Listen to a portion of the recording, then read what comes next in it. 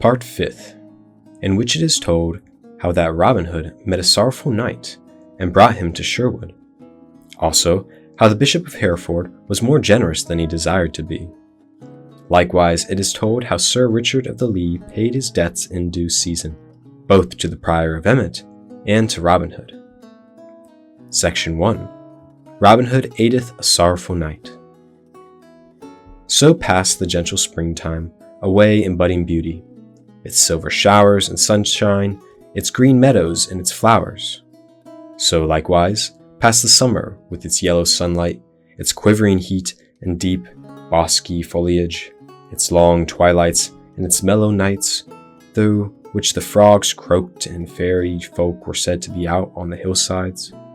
All this had passed, and the time of fall had come, bringing with it its own pleasures and joyousness, for now, when the harvest was gathered home, merry bands of gleamers roamed the country about, singing along the roads in the daytime and sleeping beneath the hedge growths and the hay rickets at night. Now the hips burned red in the tangled thickets, and the hues waxed black in the hedgerows, and the stubble lay all crisp and naked to the sky, and the green leaves were fast turning russet and brown. Also, at this merry season, good things of the year are gathered in a great store. Brown ale lies ripening in the cellar. Hams and bacon hang in the smoke shed, and crabs are stowed away in the straw for roasting in the wintertime, when the north wind piles the snow and drifts around the gables, and the fire crackles warm upon the hearth. So pass the seasons then. So they pass now. And so they will pass in time to come, while we come and go like leaves of the trees that fall and are soon forgotten. Quoth Robin Hood, sniffing the air, "Here is a fair day, Little John, and one that we will ill waste in idleness. Choose such men as thou dost need, and go thou east, while I will wend to the west, and see that each of us bringeth back some goodly guests to dine this day beneath the greenwood tree." "Marry," clapped Little John, clapping his palms together for joy. "Thy bidding fitteth my liking like heft to the blade. I'll bring thee back a guest this day, and come not back mine own self." Then they each chose such of the band as they wished, and so went forth by different paths from the forest. Now, you and I cannot go two ways at the same time while we join in these merry doings, so we'll even let Little John follow his own path while we tuck up our skirts and trug after Robin Hood. And here is a good company too: Robin Hood, Will Scarlet, Allen a Dale, Will Scathlock, Midge, the miller's son, and others. A score or more of stout fellows had abided in the forest with Friar Tuck to make ready for the homecoming, but all the rest were gone either with Robin Hood or Little John. They traveled onward, Robin following his fancy, and the others following Robin. Now they wended their way through an open dale, with cottage and farm lying therein, and now again they entered woodlands once more. Passing by fair Mansfield town, with its towers and battlements and spires all smiling in the sun, they came at last out of the forest lands. Onward they journeyed, through highway and byway, through villages where good wives and merry lasses peeped through the curtains at the fine show of young men, until, at last, they came over beyond Alverton in Derbyshire.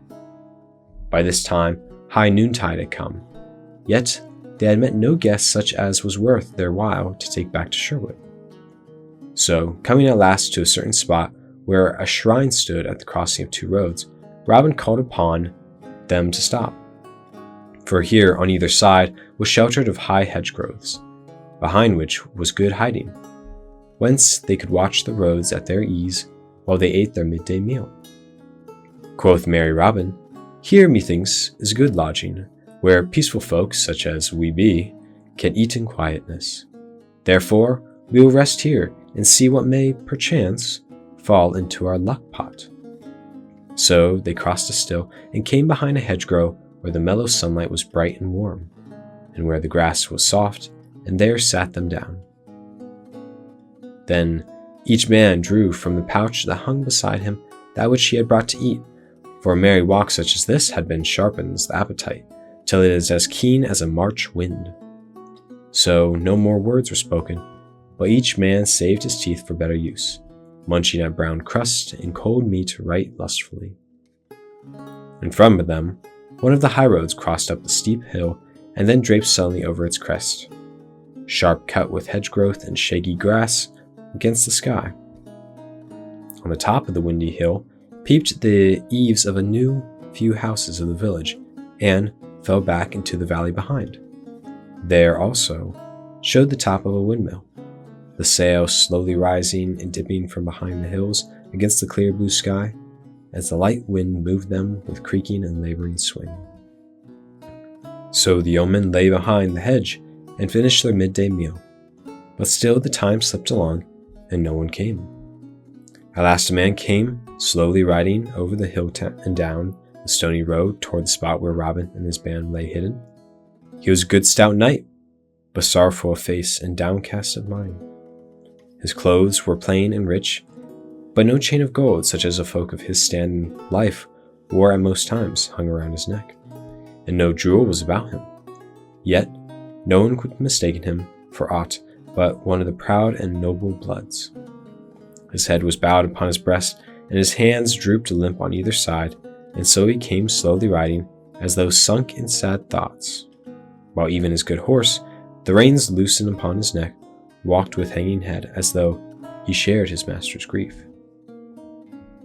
Quoth Robin Hood, "Yon is verily a sorry-looking gallant, and doth seem to have donned ill content with his jerkin this morning. Nevertheless, I will out and walk with him, for there may be some pickings here for a hungry dog. Methinks his dress is rich, though he himself is so downcast. Bid ye here till I look into this matter." So saying, he arose and left them, crossing the road to the shrine, and there stood, waiting for the sorrowful knight to come near to him. So presently, when the knight came, riding slowly along, jolly Robin stepped forward and laid his hands upon the bridle rein. "Hold, Sir Knight," quoth he, "I pray thee tarry for a short time, for I have a few words to say to thee." "What art thou, friend, who dost stop a traveller in this manner upon his most gracious majesty's highway?" said the knight. "Marry," quoth Robin, "that is a question hard to answer. One calleth me kind, another calleth me cruel. This one calleth me a good honest fellow, and that one vile thief. Truly the world hath as many eyes to look upon a man withal as there are spots on a toe. So, with what pair of eyes thou regardest me lieth entirely with shine own self. My name is Robin Hood." "Truly, good Robin," said the knight, a smile twitching at the corner of his mouth, "thou hast a quaint consent. As for the pair of eyes which I regard thee, I would say that they are as favourable as may be, for I hear much good of thee and little ill. That is thy will of me." "Now, I make my vow, Sir Knight," quoth Robin, "thou hast surely learned my wisdom of good Gather Swanghold, for he saith, fair words are as easy spoken as foul, and bring good will in the stead of blows. Now I will show thee the truth of this saying, for if thou wilt go with me this day to Sherwood Forest, I will give thee a merry feast as thou hast had in all thy life." "Thou art indeed kind," said the knight, "but methinks thou wilt find me but an ill-seeming and sorrowful guest. Thou hadst best let me pass on my way in peace." "Nay," quoth Robin, "thou mightest go thine own way but for one thing, and that I will tell thee. We keep an inn, as it were, in the very depths of Sherwood, but so far from high roads and beaten paths that guests do not often come nigh us.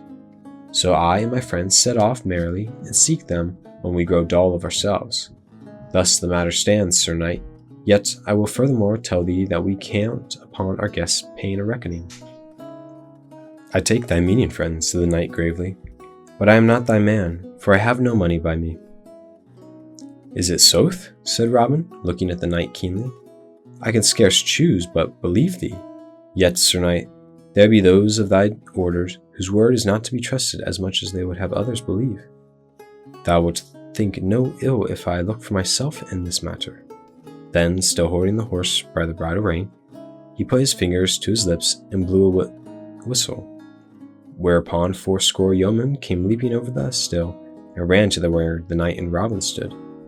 "These," said Robin, looking upon them proudly, "are some of my merry men."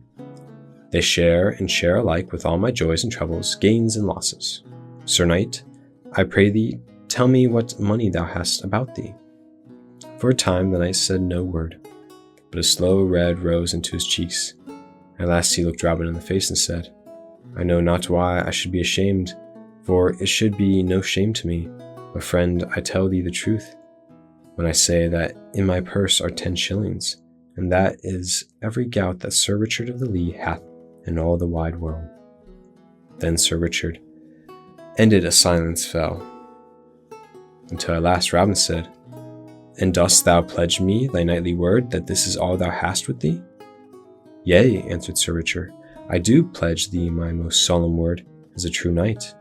That is all the money I have in the world. Nay, here's my purse. Ye may find for yourselves the truth of what I say. And he held his purse out to Robin. Put up thy purse, Sir Richard, quoth Robin. Far be it from me to doubt the word of so gentle a knight. The proud I strive to bring low, but those that walk in sorrow I would aid if I could. Come, Sir Richard, cheer up thy heart, and go with us into the greenwood. Even I may perchance aid thee, for thou surely knowest how the good Athelstan was saved by the little blind mole, and digging a trench over which he had sought the king's life stumbled. Truly, friend, said Sir Richard, methinks thou meanest kindness in thy own way. Nevertheless, my troubles are such that it is not likely that thou canst cure them. But I will go with thee this day to Sherwood Forest. Hereupon he turned his horse's head, and they all wended their way to the woods. Robin walked on one side of the knight, and Will Scarlet on the other, while the rest of the band trudged behind. After they had travelled thus for a time, Robin Hood spake. Sir Knight, said he, I will not trouble thee with idle questions, but dost thou find it in thy heart to tell me thy sorrows? Truly, Robin, quoth the knight, I see no reason why I should not do so. Thus it is, my castle and my lands are in pawn for a debt that I owe. 3 days hence the money must be paid, or else all mine estate is lost forever, for then it falls in the hands of the Priory of Emmet, and what they swallow they never give forth again. Quoth Robin, I understand not why those of thy kind live in such a manner that all her wealth passes from them like snow beneath the springtide sun. Thou wrongest me, Robin, said the knight, for listen, I have a son but 20 winters old. Nevertheless, he had won his spurs at night. Last year, on a certain evil day, the jousts were held at Chester, and thither my son went, as did I and my lady wife. I wot it was a proud time for us, for he unhorsed each knight that he tilted against. At last he ran a course with a certain great knight, Sir Walter of Lancaster. Yet, though my son was so youthful, he kept his seat, albeit both spears were shivering to the heft. But it happened that a splinter of my boy's lance ran through the visor of Sir Walter's helmet, and pierced through his eye into his brain, so that he died ere his esquire could unlance his helm. Now, Robin, Sir Walter had great friends at court, therefore his kinsmen stirred up things against my son, so that, to save him from prison, I had to pay a ransom of 600 pounds in gold. All might have gone well, even yet, only that, by ins and outs and crookedness of laws, I was shorn like a sheep that is clipped to the quick. So it came that I had to pawn my lands to the Priory of Emmet for some more money, and a hard bargain they drove with me in our hour of need. Yet I would have thee understand, I grieve so for my lands only because of my dear lady wife. But where is thy son now? Asked Robin, who had listened closely to all the knight had said. In Palestine, said Sir Richard, battling like a brave Christian soldier for the cross and the Holy Sepulchre. Truly, England was an ill place for him because of Sir Walter's death and the hate of Lancaster's kinsmen. Truly, said Robin, much moved. Thine is a hard lot, but tell me, what is owing to Emmet for thine estate? Only 400 pounds, said Sir Richard. At this, Robin smote his thigh in anger. Oh, the bloodsuckers, cried he, a noble estate to be forfeit for 400 pounds? But what will befall thee if thou dost lose thy lands, Sir Richard? It is not mine own lot that doth trouble me in that case, said the knight, but my dear lady's, for, should I lose my land, she will have to betake herself to some kinsman, and there abide in charity, which, methinks, would break her proud heart. As for me, I will over the salt sea, and so to Palestine, to join my son in the fight for the Holy Sepulchre. Then spake Will Scarlet, But hast thou no friend that will help thee in thy dire need? Never a man, said Sir Richard, while I was rich, and now at home, and had friends, they blew great boast of how they loved me.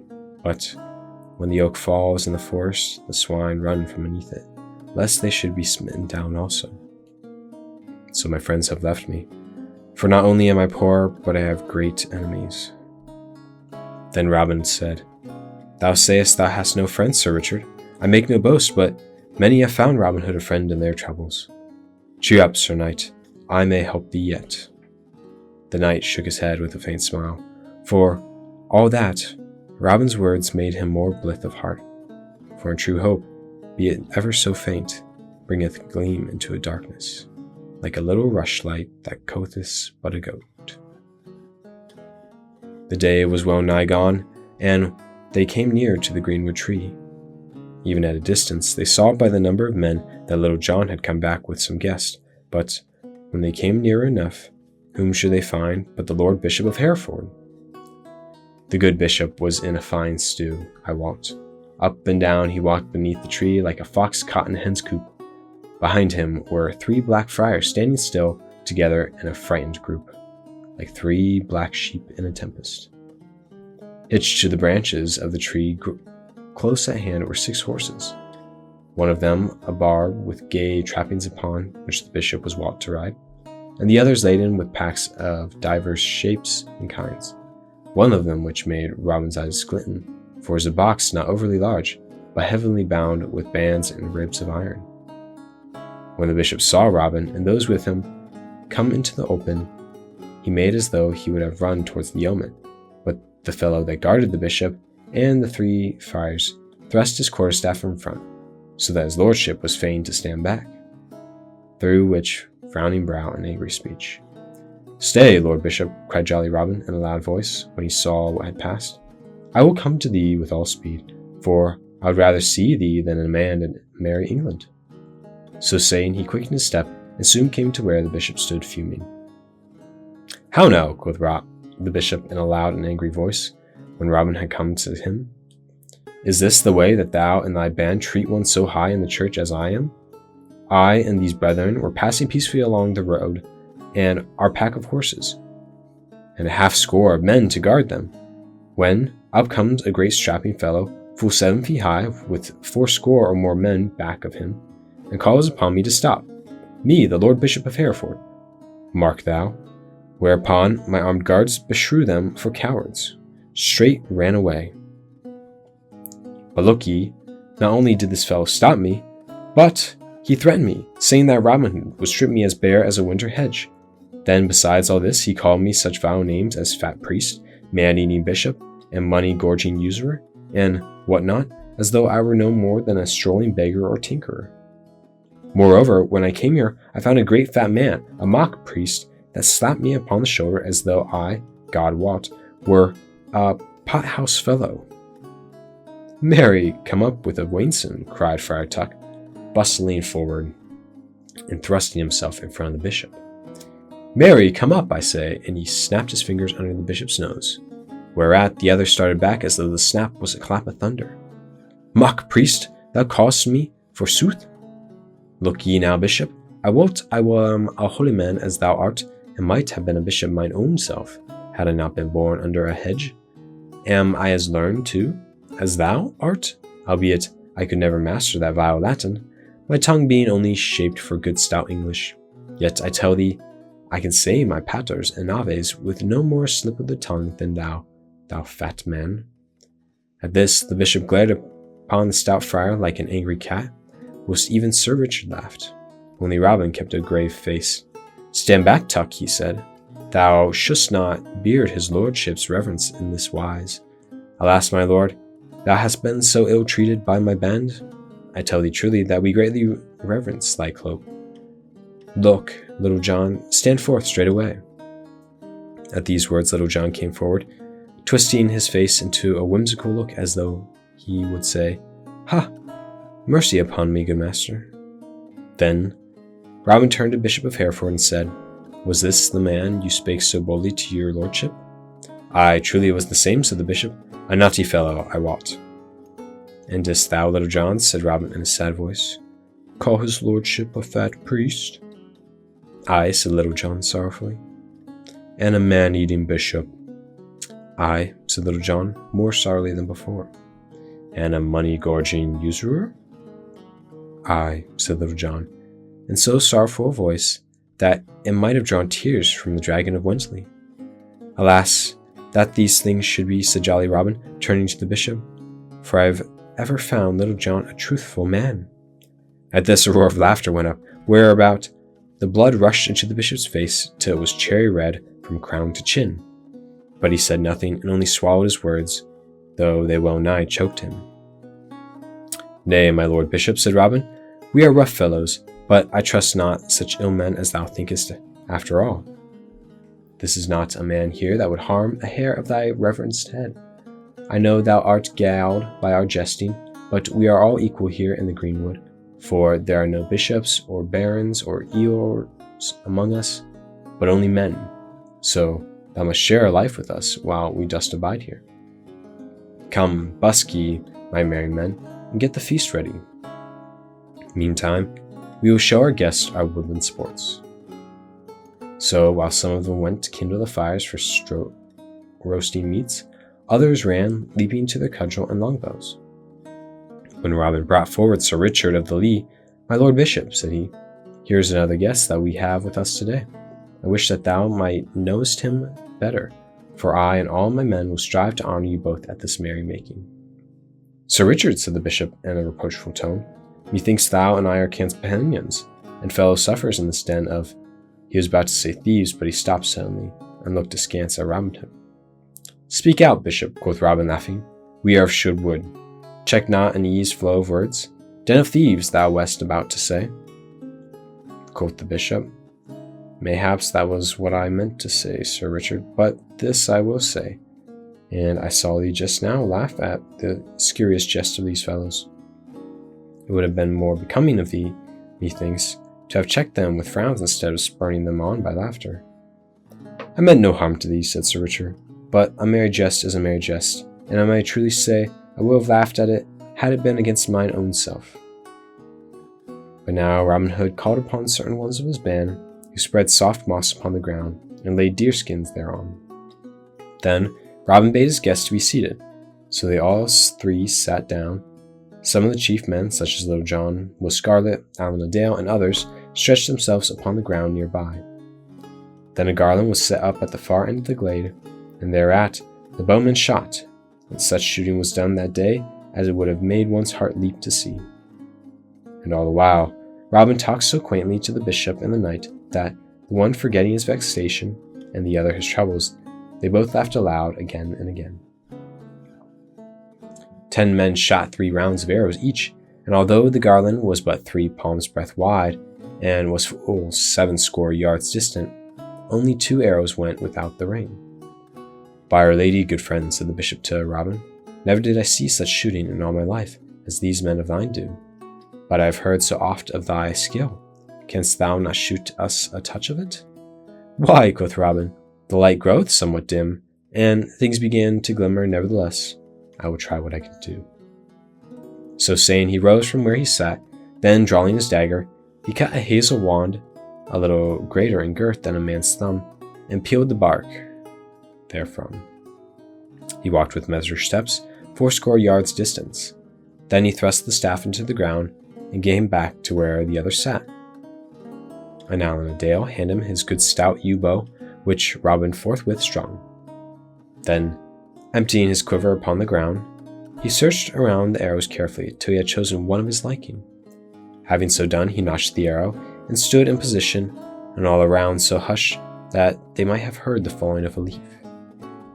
Then he drew the string quickly to his ear, and straightened his bow arm, and ere you could draw a breath loosened the string with a twang. So swift flew the arrow, that the eye could not follow it, but a great shout went up from the yeomen when it had sped, and Will Scathlock ran leaping and brought the wand, and lo, the arrow was sticking in the wood which had cleft. Then all the yeomen shouted again till those about the fires came running, for they were proud of their master's skill, which none could hope to match. But meantime, Ravenous set him down again between his guests. Then, without giving them time for a word or praise, he called upon those of his band who were the most deft at quarterstaff. So they sat and watched the game till the shades of evening fell, and there was no light in which to give stroke or parry. Then Allen a Dale came forth and tuned his harp, and all was hushed around. And he sang in his wondrous voice songs of love, of war, of glory, yet of sadness. And all listened without movement or sound. So Allen sang till the great round silver moon gleamed with its clear white light amid the upper triangle of the mazy branches of the trees. At last 2 fellows came to say that the feast was ready spread. So Robin, leading his guests with either hand, brought them to where great smoking dishes that sent savory smells far and near stood along the white linen cloth spread on the grass. All round was a glare of torches that lit everything up with a red light. Then straightway, sitting down, all fell to with noise and hubjub and the rattling of platters blending with the sound of loud talking and laughter. A long time the feast lasted, but at last all was over, and the bright wine and humming ale passed briskly. Then Robin Hood called aloud for silence, and all was hushed till he spoke.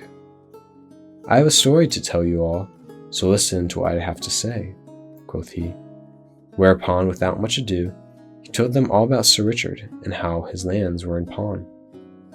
But as he went on, the bishop's face, that had ere been smiling and ruddy with merriment, waxed seriously, and he put aside the horn of wine he had held in his hand. For he knew the story of Sir Richard, and his heart sank within him with grim forebodings. Then, when Robin Hood had done, he turned to the Bishop of Hereford. "Now, my lordship, Bishop," he said, "dost thou not think this ill done of anyone? Much more of a churchman who should live in humbleness and charity?" To this the bishop answered not a word, but looked upon the ground with moody eyes. Quoth Robin, "Now thou art the richest bishop in all England. Canst thou not help this needy brother?" But still the bishop answered not a word. Then Robin turned to Little John, and quoth he, "Go thou and Will Stuteley, and bring forth those 5 pack horses yonder." Whereupon the 2 yeomen did as they were bidden. Those about the cloth, making room on the green, where the light was brightest for the 5 horses which Little John and Will Stuteley presently led forward. "Who hath the score of the goods?" asked Robin Hood, looking at the Black Friar. Then up spake the smallest of all, in a trembling voice, an old man he was, with a gentle, wrinkled face. "That have I. But I pray thee, harm me not." "Nay," quoth Robin, "I have never harmed harmless man yet. But give it to me, good father." So the old man did as he was bidden, and he handed Robin the tablet, on which was marked down the account of the various packings upon the horses. This Robin handed to Will Scarlet, bidding him to read the name. So Will Scarlet, lifting his voice that all might hear, began, 3 bales of silk to Quintin, the mercer at Ancaster." "That we touch not," quoth Robin, "for his Quintin is an honest fellow, who hath arisen by his own strath." So the bales of silk were laid aside unopened. 1 bale of silk velvet for the Abbey of Beaumont. "What do these priests want of silk velvet?" quoth Robin. "Nevertheless, thou they needed not, and I will not take all from them. Measure it off into 3 lots, 1 to be sold for charity, 1 for us, and 1 for the Abbey." So this too was done as Robin had bade. 2 scores of great wax candles for the chapel of St. Thomas. "That belongeth fairly to the chapel," quoth Robin, "so lay it to one side. Far be it from us to take from the blessed St. Thomas that which belongeth to him." So this, also, was done according to Robin's bidding, and the candles were laid to one side, along with honest Quintin's unopened bales of silk. So the list was gone through, with and the goods adjusted according to what Robin thought most fit. Some things were laid aside untouched, and many were opened and driven into 3 equal parts, for charity, for themselves, and for the owners. And now all the ground in the torchlight was covered over with silks and velvets and clothes of gold and cases of rich wines, and so they came to the last line upon the tablet. A box belonging to the Lord Bishop of Hereford. At these words the bishop shook as with a chill, and the box was set upon the ground. My Lord Bishop, hast thou the key of this box? Asked Robin. The bishop shook his head. Go, Will Scarlet, said Robin. Thou art the strongest man here. Bring a sword straightway, and cut this box open, if thou canst. Then up rose Will Scarlet and left them, coming back in a short time, bearing a great two-handed sword. Thrice he smote that strong iron-bound box, and at the third blow it burst open, with a great heap of gold came rolling forth, gleaming red in the light of the torches. At this sight a murmur went all around and among the band, like the sound of the wind in distant trees. But no man came forward, nor touched the money. Quoth little Robin, Thou, Will Scarlet, thou, Willowdale, and thou, Little John, count it over. A long time it took to count all the money, and when it had been duly scored up, Will Scarlet called out there were 1,500 golden pounds in all. But among the gold they found a paper, and this Will Scarlet read in a loud voice, and all heard that this money was the rental and fines and forfeits from certain estates belonging to the Bishop of Hereford. My Lord Bishop, said Robin Hood, I will not strive thee as Little John said, but a winter hedge, for thou shalt be taking back 1/3 of thy money.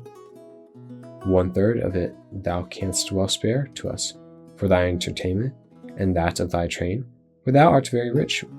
1/3 of it thou canst better spare for charity. For Bishop, I hear that thou art a hard master to those beneath thee, and a close hoarder of gains that thou canst better, and with more credit to thyself, give to charity than spending upon thine own likings.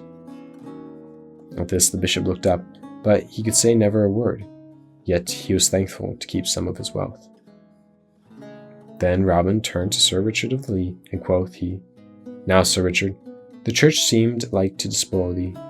Therefore some of the overplus of church gains may well be used in aiding thee. Thou shalt take the 500 pounds laid aside for people more in need than the bishop is, and shalt pay thy debts to Emmet therewithin. Sir Richard looked at Robin until something rose in his eyes that made all the lights in the faces blur together. At last he said, I thank thee, friend, from my heart, for what thou doest for me. Yet think not ill if I cannot take the gift freely. But this I will do. I will take the money and pay my debts, and a year and a day hence will return it safe either to thee or to Lord Bishop Hereford. For this I pledge my most solemn knightly word. I feel free to borrow, for I know no man that should not more bound to aid me than one so high in the church that hath given such a hard bargain. Truly, Sir Knight, quoth Robin, I do not understand those fine scruples that weigh with those of thine kind, but nevertheless it shall all be as thou dost wish. But thou hadst best bring the money to me at the end of the year, for mayhaps I may make better use of it than the bishop. Thereupon, turning to those near him, he gave his orders, and 500 pounds were counted out and tied up in a leather bag for Sir Richard. The rest of the treasure was divided, and part taken to the treasure house of the band, and part put with the other things for the bishop. Then Sir Richard arose. I cannot stay later, good friends, said he, for my lady will wax anxious if I come home not. So I crave leave to depart. Then Robin Hood and all his merry men arose, and Robin said, We cannot let thee go hence unattended, Sir Richard.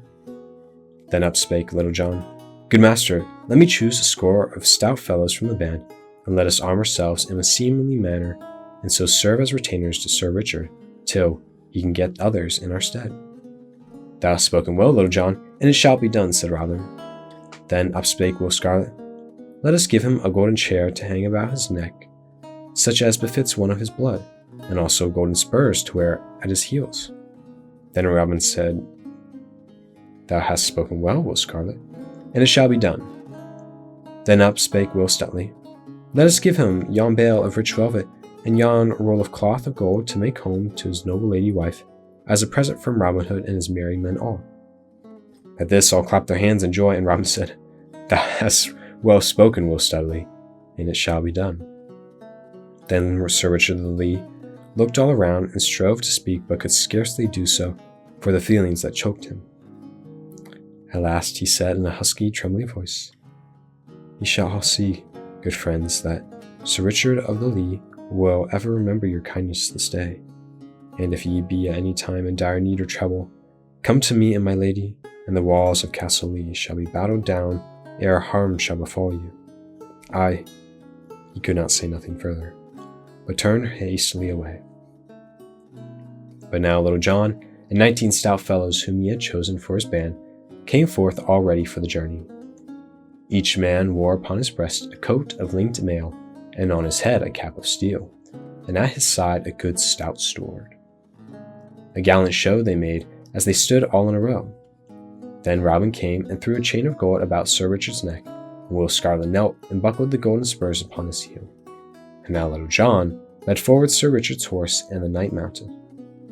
He looked down at Robin for a little time, then of a sudden stooped and kissed his cheek. All the forest glades rang with the shout that went up as the knight and the yeoman marched off through the woodland with a glare of torches and gleam of steel, and so were gone. Then up spake the Bishop of Hereford in a mournful voice, "I too must be jogging, good fellow, for the night waxes late." But Robin laid his hand upon the bishop's arm and stayed him. "Be not so hasty, Lord Bishop," said he. 3 days hence Sir Richard must pay his debts to Emmet. Until that time thou must be content to abide with me, lest thou breed trouble for the night. I promise thee that thou shalt have great support, for I know that thou art fond of hunting the dun deer. Lay by thy mantle of melancholy, and strive to lead a joyous yeoman life for 3 stout days. I promise thee thou shalt be sorry to go when the time is come." So the bishop and his train abided with Robin for 3 days, and much sport for his lordship had in that time, so that, as Robin had said, when the time had come for him to go, he was sorry to leave the greenwood.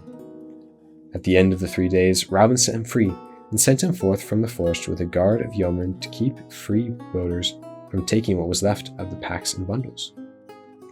But as the bishop rode away, he vowed within himself that he would some time make Robin rue the day that he had spoilt him in Sherwood. And now we shall follow Sir Richard.